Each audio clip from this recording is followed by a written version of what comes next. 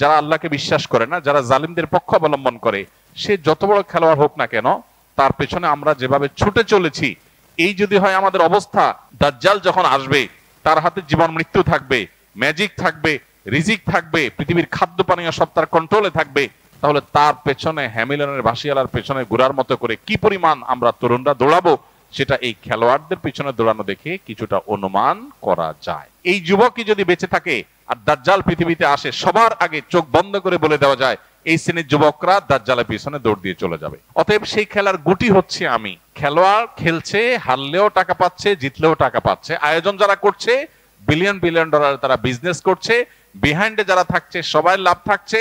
তাদের গুটি হলো আমাদের মতো সেই সমস্ত সাপোর্টাররা যাদের কোনো লাভ নাই, লস ছাড়া। আমরা উত্তেজিত হয়ে যাচ্ছি, আমরা কেঁদে দিচ্ছি, হেসে দিচ্ছি, এই যে আমাদেরকে বোকা বানিয়ে মাঝখান থেকে তারা তাদের স্বার্থ হাসিল করছে। আপনার কাছে একটা প্রশ্ন ছিল রোনাল্ডো এবং মেসিকে নিয়ে। আপনি তো জানেন যে এই জেনারেশনের ছেলে মেয়েরা রোনাল্ডো, মেসি, নেইমার এদের মতো এদের ফ্যান।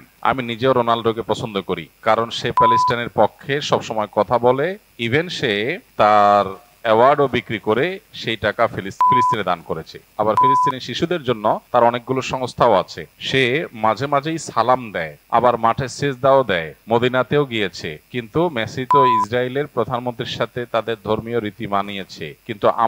কিন্তু আর যাই হোক, তারা দুজনে খ্রিস্টান। এখন আপনার কাছে শুনতে চাই যে তাদের সাপোর্ট করা কি ঠিক? আমি রোনালদোর এইসব কাজের জন্য তাকে পছন্দ করি, কিন্তু আপনি এ সম্পর্কে কি বলেন? দেখুন, প্রশ্নটা হাসি উদ্রেক করলেও প্রশ্নটা খুবই প্রাসঙ্গিক এবং আমাদের সমাজ বাস্তবতার সাথে সামঞ্জস্যপূর্ণ। প্রথম কথা হলো যে ইমানদার খেলাধুলা কেন্দ্রিক যে উন্মাদনা আছে, এগুলো ইমানদার কখনো নিজের গায়ে মাখাতে পারে না, বা এগুলোর মধ্যে ইমানদার জড়াতে পারে না। এটা তার ইমানের সাথে যায় না। পৃথিবীর যে খেল তামাশার বিশাল আয়োজন, আমোদ ফুর্তির যে মহা আয়োজন, এটা মূলত যারা আখিরাতে বিশ্বাস করে না তাদের জন্য, যেহেতু দুনিয়াতেই তাদের সবকিছু, অতএব তারা যা খুশি এখানে করে যাবে।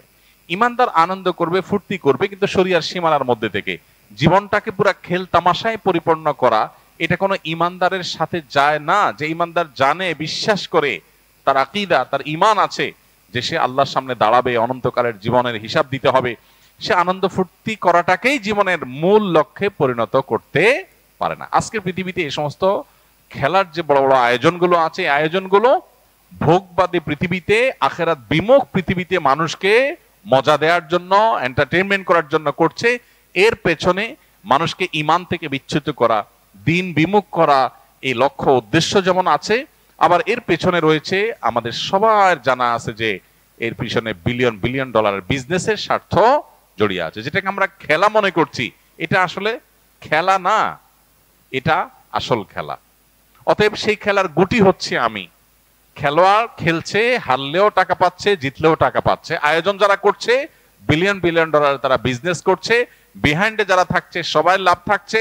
তাদের গুটি হলো আমাদের মতো সেই সমস্ত সাপোর্টাররা যাদের কোনো লাভ নাই, লস ছাড়া। আমরা উত্তেজিত হয়ে যাচ্ছি, আমরা কেঁদে দিচ্ছি, হেসে দিচ্ছি, এই যে আমাদেরকে বোকা বানিয়ে মাঝখান থেকে তারা তাদের স্বার্থ হাসিল করছে। আমি নিজে যদি খেলি, আমার শারীরিক কসরত হয়, আমার ব্যায়াম হয়, স্বাস্থ্য ভালো থাকে, ইসলাম সেটাকে এলাও করে। কিন্তু এই জাতীয় অহেতুক কাজে জড়ানোটাকে ইসলাম এলাও করে না। নবী সাল্লাল্লাহু আলাইহি ওয়াসাল্লাম বলেছেন, মিন হুসনি ইসলামিল মারই তারকুহু মা লা ইয়ানি। একজন মুসলমানের ইসলামটা সুন্দর হয়, আল্লাহর কাছে গ্রহণযোগ্য হয়, অ্যাকসেপ্টেবল হয়, কোয়ালিটিফুল ইসলাম হয় তখন যখন সে অহেতুক অনর্থক কাজ থেকে বেঁচে থাকে। এখন আপনি যদি এই জাতীয় অহেতুক কাজ, যেটাতে আপনার দুনিয়াবি কোনো ফিডব্যাক আসছে না, আখিরাতের কোনো ফিডব্যাক আসছে না, অর্থবহ কিছু আসছে না, সেটাতে আপনি যদি এরকম মত্ত হয়ে যান, সেটা আপনার ঈমান আমলের সাথে সঙ্গতিপূর্ণ নয়। এই জন্য এটা থেকে আমাদের বিরত থাকতে হবে। এটা হলো মূল কথা। এবার আসা যাক, খেলোয়াড়দের কোন খেলোয়াড় ইসলাম, মুসলমান, মুসলমানদের স্বার্থ, মাজলুমদের স্বার্থ তার মাধ্যমে রক্ষা হয়, সেই কারণে মুসলিম মাত্রেই তার প্রতি সিম্পেথি চলে আসবে। এটা খুব স্বাভাবিক একটা বিষয় যে একজন মানুষ অমুসলিম হওয়ার পরও তিনি আমাদের স্বার্থ সংশ্লিষ্ট বিষয়গুলোতে আমাদের পক্ষাবলম্বন করছেন, এটার কারণে তার প্রতি একটা দুর্বলতা চলে আসাটা একটা স্বাভাবিক ব্যাপার। এটুকু পর্যন্ত দোষণীয় না। কিন্তু সিম্পেথি দেখিয়ে আপনি বিসমিল্লাহ বলে তার খেলা দেখা শুরু করে দিলেন, যে আমি যেহেতু তার সাপোর্ট করি বা তাকে, তার এই কাজগুলোকে পছন্দ করি, এই জন্য তার খেলাতেই লেগে গেলাম, তাহলে তো মুশকিল। এখন আমাদের দেশে যে আর্জেন্টিনা, ব্রাজিল বিএনপি আওয়ামী লীগের মতো মুখোমুখি অবস্থান আমাদের দেশে দীর্ঘদিন পর্যন্ত যে চলে আসছে, ওই জায়গা থেকে রাজনৈতিক বিরোধের মতো এই খেলার ক্ষেত্রে মানে কাজ না থাকলে যা হয়, এত বেকার মানুষ এদেশে, সুবহানাল্লাহ। অবশ্য গোটা পৃথিবীতে উন্নত দেশগুলোতেও এই উন্মাদনা ওরা ছড়া যেতে পারছে, মানুষকে বোকা বানিয়ে তারা তাদের স্বার্থগুলো হাসিল করছে, এজেন্ডাগুলো বাস্তবায়ন করছে, মানুষ মোরাল দিকটাকে ধ্বংস করে দিচ্ছে। যাই হোক, তো এই যে ব্রাজিল আর্জেন্টিনার মত পার্থক্য, আপনি হয়তো কোন একটা দেশের সাপোর্ট করেন, ব্রাজিলের সাপোর্ট করেন বা আর্জেন্টিনার সাপোর্ট করেন, তো যেই দলের সাপোর্ট করেন ওই দলের একটা মুসলমান খেলোয়াড় খুঁজে বাইর করছেন, অথবা একটু মুসলমানদের পক্ষে ফিলিস্তিনের পক্ষে সাপোর্ট দিয়ে খুঁজে বাইর করে এবার এটা দিয়ে দলিল দিচ্ছেন, দেখো আমি এই জন্য এই দলের সাপোর্ট করি। এটা হলো আপনার নফসের পূজা। আপনি দলের ভক্তি জাহির করবেন, সেটার জন্য একটা ঢাল বানাইছেন। ইন্নামাল আমালু বিন্নিয়াত। আল্লাহ জানেন আপনি কেন এই ধান্দা করেছেন। এই জন্য এসব কিছুর ঊর্ধ্বে উঠে কোন একজন খেলোয়াড় তিনি ফিলিস্তিনিদের পক্ষে, মাজলুমদের পক্ষে, শিশুদের পক্ষে তিনি অবস্থান নিয়েছেন, জালেমদের বিরুদ্ধে অবস্থান নিয়েছেন, সেটাকে আমরা অ্যাপ্রিসিয়েট 100 বার করবো, এবং সেটার কারণে তার প্রতি আমাদের দুর্বলতা অবশ্যই আসবে। দুর্বলতা এসে আমি তার ভক্ত হওয়ার চাইতে তার জন্য দোয়া করবো, আল্লাহ তাকে যেন হেদায়েত দান করেন। এটা হলো একজন ইমানদারের স্টেপ, একজন ইমানদারের প্রকৃত অর্থে পদক্ষেপ।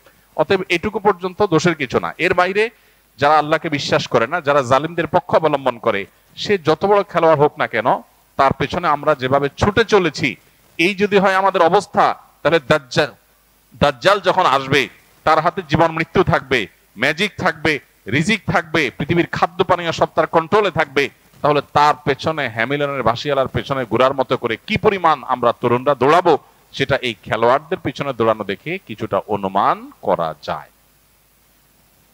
একজন খেলোয়াড়ের পায়ের ভেলকি দেখে যদি আপনি তার ভক্ত হয়ে যান, তার আদর্শ, তার আইডিওলজি, তার ইমান কুফর সংশ্লিষ্ট বিষয়, তার অবস্থান, তারপরে জুলুম এবং অত্যাচারীদের পক্ষে তার অবস্থানে সবকিছুকে ছাপিয়ে শুধু তার খেলার কারণে যদি আপনি তার ভক্ত হয়ে যান, তাহলে আপনার আদর্শ বলতে কিছু নাই। আপনি জাস্ট একজন আপনার নিজের প্রবৃত্তির পূজারী। আপনার আকল যদি থাকে, একজন খুনিদের পক্ষাবলম্বনকারী, জালিমদের পক্ষাবলম্বনকারী, অভিশপ্তদের পক্ষাবলম্বনকারী এবং অন্যায়ের পক্ষাবলম্বনকারী, শিরকে লিপ্ত, আপনার রবকে যে গালি দেয়, আপনার রবের প্রতি যার অবিশ্বাস আছে, তার খেলা দেখে আপনি পাগল হতে পারেন না। একজন লোক অনেক ভালো খেলোয়াড়, অনেক চমৎকার খেলে, অনেক ম্যাজিক্যাল আপনার তার স্টেপ পদক্ষেপ আছে, অনেক তার ভালো পারফরমেন্স আছে, এই লোকটা আপনার মাকে যদি কটু কথা বলে এবং বলে যে আপনার জন্মের ঠিক নাই, আপনার বাবা এই লোক না, আপনার মার চরিত্র খারাপ, অন্য কারো কাছ থেকে সন্তান তিনি জন্ম দিয়ে এনেছেন, এই কথা যদি আপনার মা সম্পর্কে কেউ বলে, আপনার মায়ের ব্যাপারে যদি কারোর বিশ্বাস থাকে এরকম আপত্তিকর, সে যত বড় খেলোয়াড় হোক, আপনি যদি কুলাঙ্গার সন্তান না হয়ে থাকেন, তাহলে আপনি তার ভক্ত হতে পারেন না। আপনি যে রবের প্রতি ঈমান এনেছেন, সে রবের অস্তিত্ব, রবকে যে স্বীকৃতি দেয় না, বরং সে রব সম্পর্কে যে কটু কথা, কটু বিশ্বাস, ভুল বিশ্বাস, ভ্রান্ত বিশ্বাস রাখে, সে যত বড় খেলোয়াড় হোক, আমার আদর্শ তাকে আমার ভক্ত হতে দেয় না, বাধা দেয়। এটা আদর্শের ব্যাপার।